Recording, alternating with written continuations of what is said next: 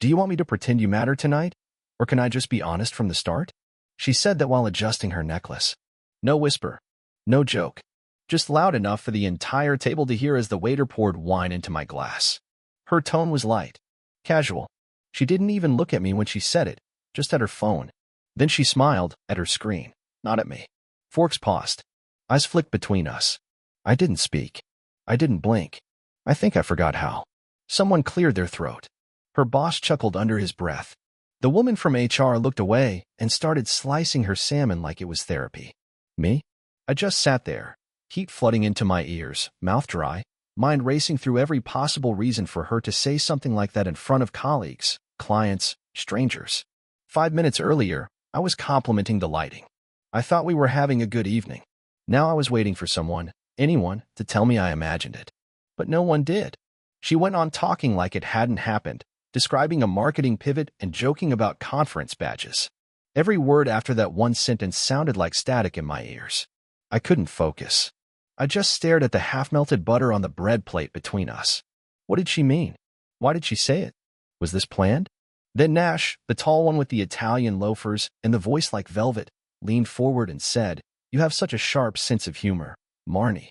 Brutal, but clean. I like that." She smiled. At him. That real smile she used to save for me after we paid the electric bill or when I brought her coffee before meetings. I still said nothing. What was I supposed to say? She'd already made it clear. I didn't matter. So I waited until her laughter rang one more time, stood up mid-sentence, placed my napkin over my untouched food, and left. No one stopped me. Not one person asked if I was okay. Not even her. But here's the thing. As I walked down that long hallway out of the restaurant, past the bar and the host stand, something clicked. This wasn't a slip. It wasn't a bad joke. It was the first time she let the truth slip, and everyone at that table already knew it but me. I should have kept walking. Should have called a cab. Instead, I turned back. Not to beg. Not to fight. To listen. Because if she wanted to be honest tonight, so did I. And what I heard next turned that sentence into the least cruel thing she said that night. I made it halfway down the hallway before my spine stiffened.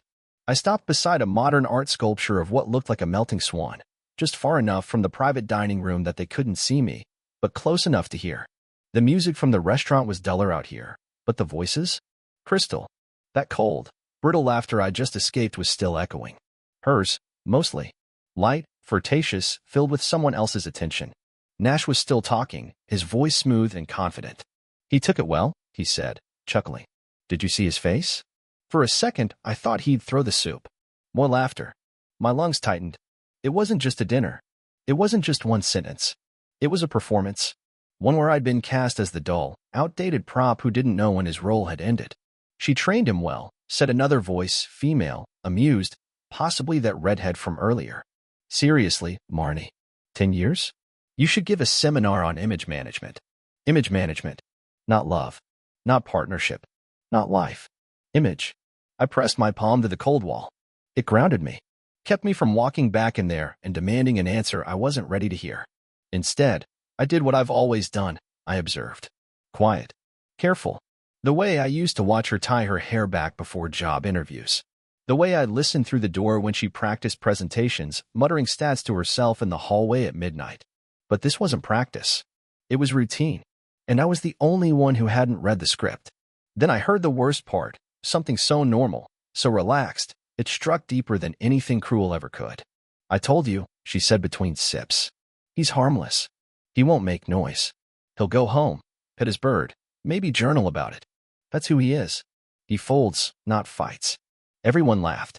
It was a knowing laugh, one they'd all earned in a conversation I'd never been invited to. My throat burned. My hands were shaking, not with rage. Rage would have meant I had power, but with embarrassment. She wasn't lying. I was that guy. I would go home. I would stay quiet. Because confrontation felt like failing a test I never signed up for. But what she didn't know, what none of them knew, was that I wasn't going home. Not this time. I left the restaurant completely. Didn't look back. I walked 3 blocks to a bus stop even though I had my car in the lot. I didn't want to drive.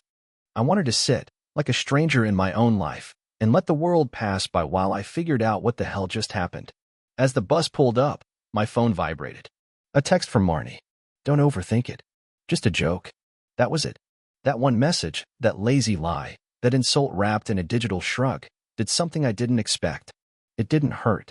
It didn't confuse me. It clarified everything. She wasn't sorry. She wasn't nervous.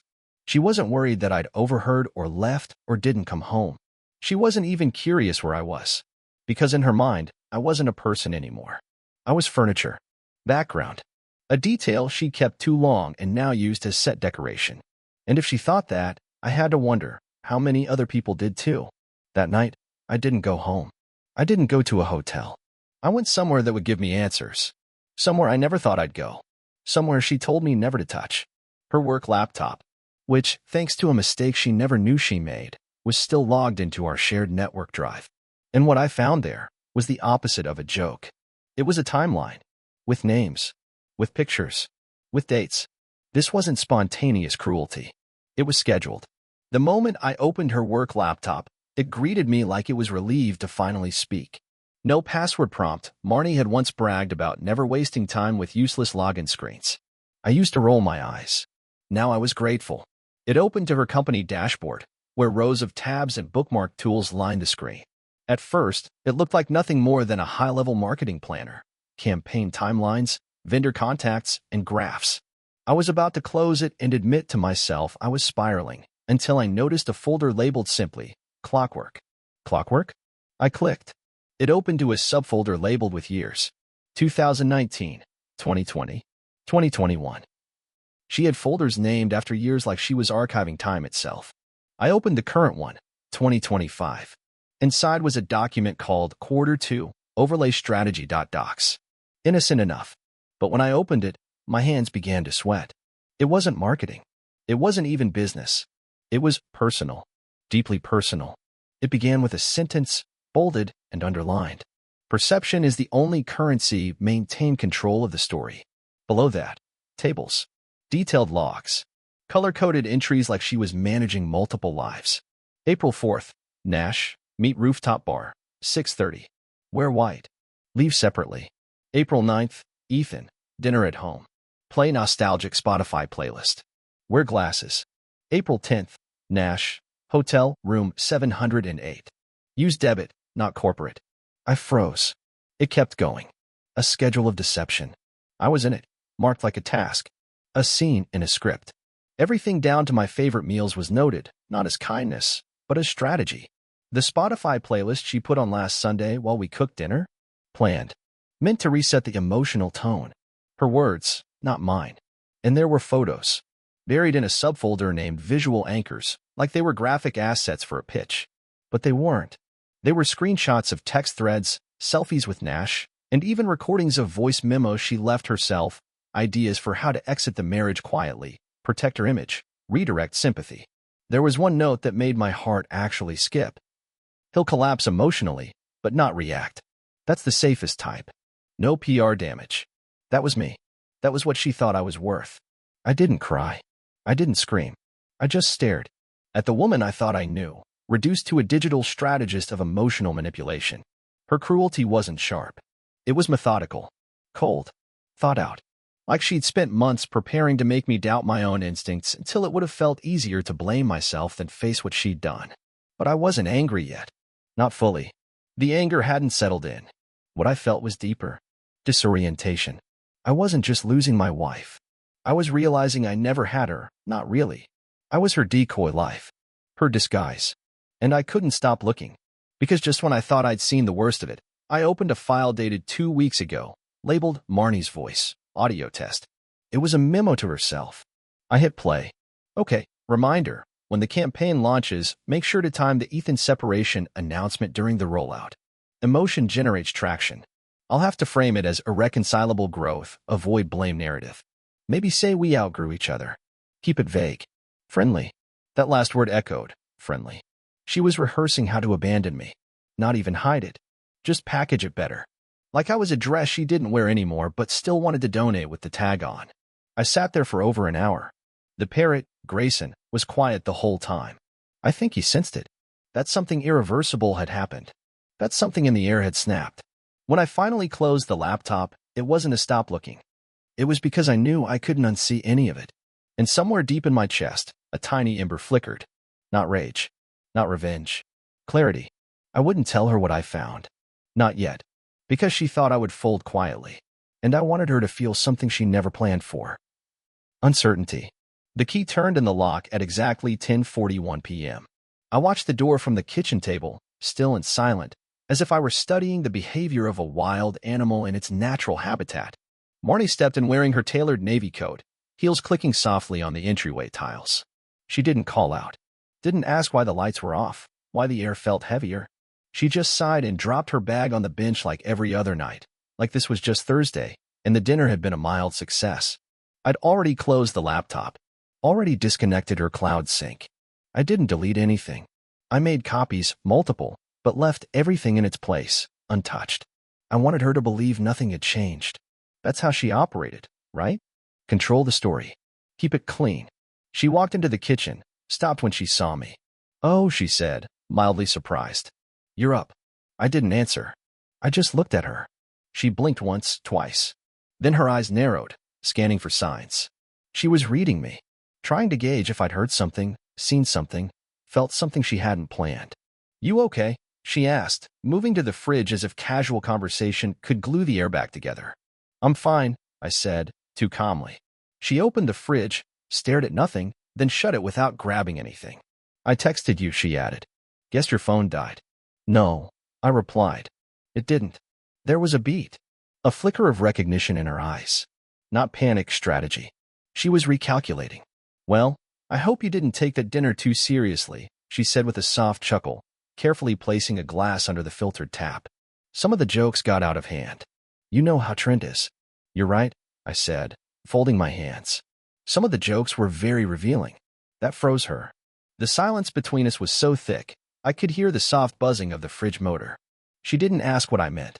That told me everything. She was trying to decide how much I knew. Whether to pivot, confess, or play the long game. That's what liars do when caught between doubt and certainty. They stall. I let her twist in it. Then, softly, I said, "When were you going to tell me about the timeline?" Her hand trembled slightly. She placed the glass down on the counter too quickly, water sloshing over the rim. "I don't know what you mean." You know that moment in movies when the villain realizes the hero's known all along? This wasn't that. There was no mask slipping, no dramatic gasp. Marnie simply went still, like a deer clocking a predator too late to run.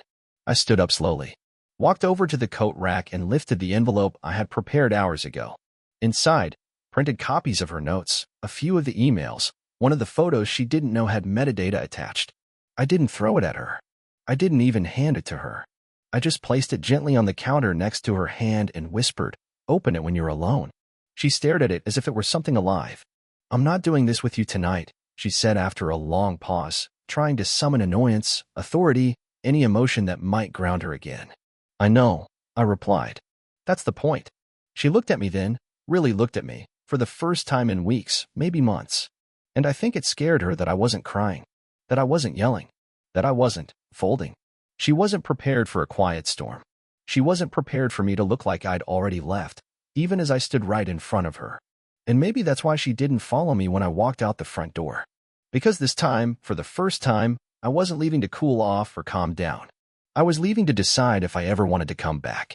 And something deep inside me already knew the answer. She didn't message me that night. Not once. I expected some performance, maybe a guilt-laced voicemail or a last-ditch, "You misunderstood." But nothing came. Just silence. As if the house had digested my exit like it was overdue. As if the script she rehearsed never included a scene where I chose to vanish. I stayed at an old extended stay suite near the airport. It smelled like a mix of lemon cleaner and forgotten microwavable meals. But it was anonymous, quiet, and perfect for what I needed, space. I didn't call friends. Didn't rant online. I needed to observe without influence.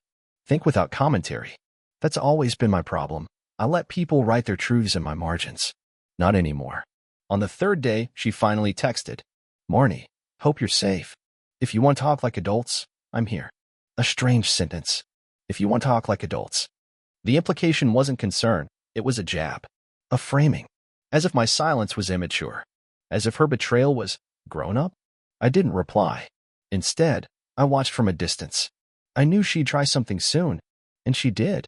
The following afternoon, I returned to the house for exactly 20 minutes. I timed it. I didn't tell her.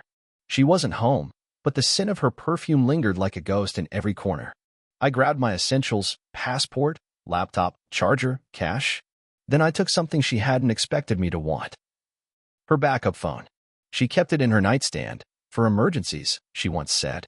I always thought it was a backup for her business line, synced only when needed. But she had once carelessly left it unlocked in front of me while brushing her teeth. I remembered the passcode. I don't forget small things. Not anymore. Back at the suite, I plugged it in. It booted slowly, like it was resisting its own exposure. The home screen was minimal. Fewer apps. No social media. Just messages, voice memos, and a call log. And that's when I found it. A contact named Ashland Group, safe. I didn't know what the name meant, but I recognized the number. I'd seen it flash across her laptop screen weeks ago. She'd claimed it was a freelance client. But the messages? They weren't about business. They were about me. I scrolled carefully. Dozens of texts. Most of them brief. Some chilling in their casualness. Ashland, he's still unaware? Marnie, yes. Quiet type. Useful but fading. Another. Ashland, legal structure drafted. You'll retain majority. Marnie, perfect. We'll nudge things forward after Q2 dinner.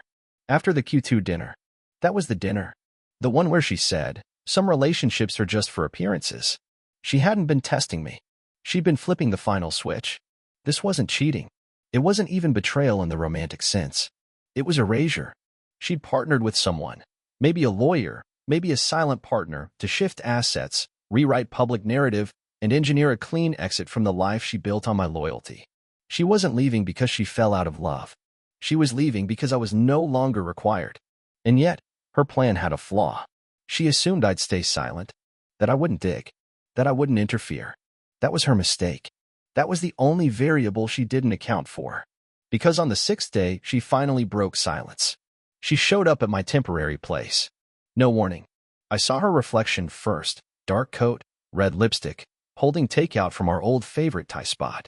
Like we were just going through a little married hiccup. Like this was a reboot. I didn't open the door.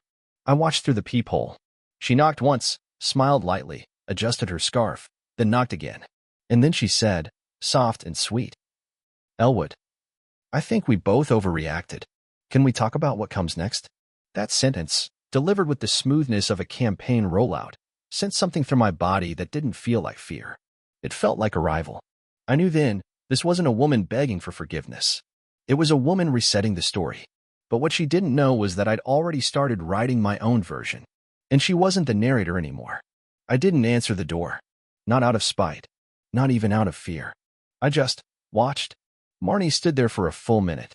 Maybe hoping I'd cave. Maybe counting on the silence to soften me. She even knocked once more, lightly. The kind of knock you'd give a friend after a misunderstanding, not a husband you schemed against. When she finally walked away, I stayed frozen behind the door for another 5 minutes, just listening. To her footsteps. To her absence. To the echo of the one person who had once known exactly how to reach me, now realizing she no longer could. But I wasn't just avoiding her. I was preparing for what came next. Because now I knew what kind of game she was playing, and I knew better than to walk into it unarmed. I needed information. Leverage. And not from her. There was one name in that call log that had shown up more than once. A man I had nearly forgotten existed. Because she'd made sure of it. Connor Bales. We were never close, not really. He was a friend of hers from way back, college days. A photographer with a caffeine addiction and a tendency to overshare on social media. I hadn't seen his name pop up in years. She used to mention him all the time when we were first dating. Then, suddenly, nothing. It was like he'd been scrubbed from our shared life. But there he was. A frequent contact on her backup phone. Especially in the weeks before that business dinner. I searched for him. He still ran a small studio on the east side, specializing in high-end portraits and lifestyle branding for startups. His website was clean, polished, like everything she admired. I showed up unannounced. The studio was minimal and quiet, white walls, camera gear stacked like museum pieces. Connor looked older, thinner, less like a friend and more like someone who'd aged through too many unsaid things. When he saw me, he blinked slowly, like my presence was part of a dream he'd once promised never to speak aloud. Elwood, he said cautiously. Didn't expect to see you. Neither did I replied. But you're going to want to hear why I'm here. He didn't ask me to leave. Maybe he saw it on my face. Maybe he'd been waiting. I didn't yell. I didn't accuse. I sat across from him, folded my coat, and placed my phone on the table like a recorder, though it wasn't on. I found her notes, I said. The voice memos. The calendar. I saw everything. His hands clenched the edge of the table. But he didn't look surprised. Instead, he said, she told me you'd never look. That you'd retreat. She was almost right, I said quietly. He exhaled sharply. Then I owe you an apology. That sentence caught me off guard. He stood up, walked across the room, and retrieved a small hard drive from a drawer. No explanation. No hesitation. He handed it to me like someone surrendering a weapon they never should have been holding. What's on this? I asked. Proof, he said. Insurance. For myself, mostly. But also for anyone who ever got in our way. My stomach twisted. Why keep it? Because Marnie doesn't destroy people in the open. She erodes them over time. Makes them doubt, question, shrink. I saw what she did to a client once. Man ended up hospitalized with a breakdown. She smiled at his wife at the funeral. I didn't know whether to laugh or vomit. She approached me a month ago, Connor went on. Said she needed photos for a narrative realignment. Said she was going to separate gently from you and wanted to control public tone. I thought it was PR language. Until I saw her documents. Then why help her? I asked, sharper than I meant. He looked ashamed. Because I'm weak. Because she convinced me it was harmless. And because I didn't think you'd ever know. That was the part that stung. Not the betrayal. Not the secrets. The fact that so many people had banked on my silence. I stood up, drive in hand. I'm not going to the police, I said. And I'm not starting a war. Connor nodded, confused. Then what are you doing? I paused at the door. Something she's never seen before, I said. I'm giving her exactly what she wants. Publicly. And privately? I met his eyes. Privately? I'm going to remind her I was never harmless. Just quiet. As I walked back to my car, the pieces began to fall into place. I wasn't building a revenge plan. I was building a mirror. And soon, I let her stand in front of it.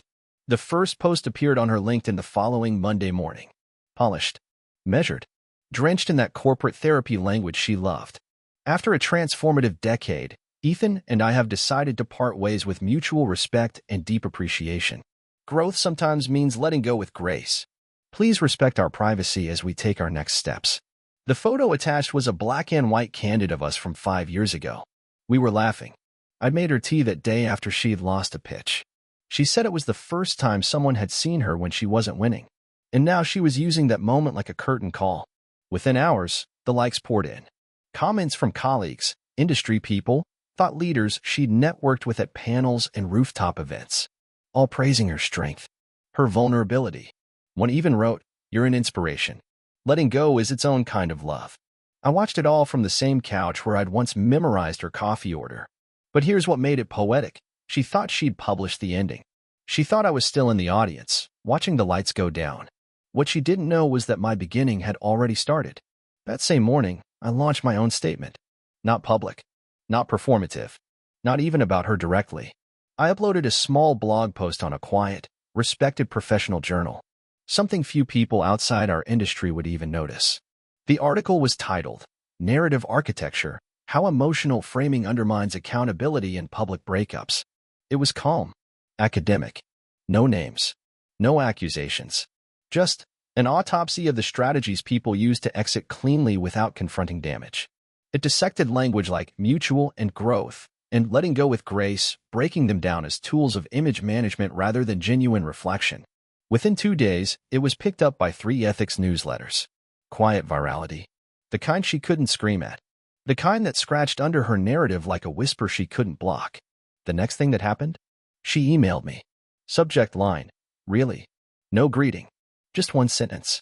This doesn't make you look better, Ethan." I replied with 2 words. It wasn't about me. That's when the cracks began. First came the missed call from her assistant, someone who had never contacted me directly in all our years of marriage. She left a voicemail stammering about timing overlaps and public perception misalignment. I deleted it. Then came Connor's message. She knows I gave you the drive. She called me screaming. But still, she didn't call me. She couldn't. Because calling me meant acknowledging that I wasn't broken. That I hadn't collapsed. That I was standing in the same story, not as a background character, but as an author with my own pen. A week passed. I moved out of the suite and into a temporary loft 2 cities over. Quiet. High windows. A place without memory. Grayson the parrot came with me. He stopped mimicking her laugh. Now he mostly whistled to himself, softly, like he was adjusting too. Then, one evening, I got a delivery. No note. No return address. Inside was a small wooden box. It was the exact box I had used 3 years ago to propose a second vow renewal to her on our 7th anniversary. I had written her a letter then, about forgiveness, loyalty, choosing each other even when it's hard. I'd placed it in that box with a new ring. She had cried when she read it. Told me I still made her feel like the best version of herself. Now the box was back. Empty. Except for one thing, a folded version of her original voice memo transcript. The one she'd recorded about when to release our separation news. I hadn't printed it. She had. At the bottom, she'd scribbled in red ink. I didn't think you had it in you. She still didn't get it. This wasn't revenge. This wasn't some theatrical comeback.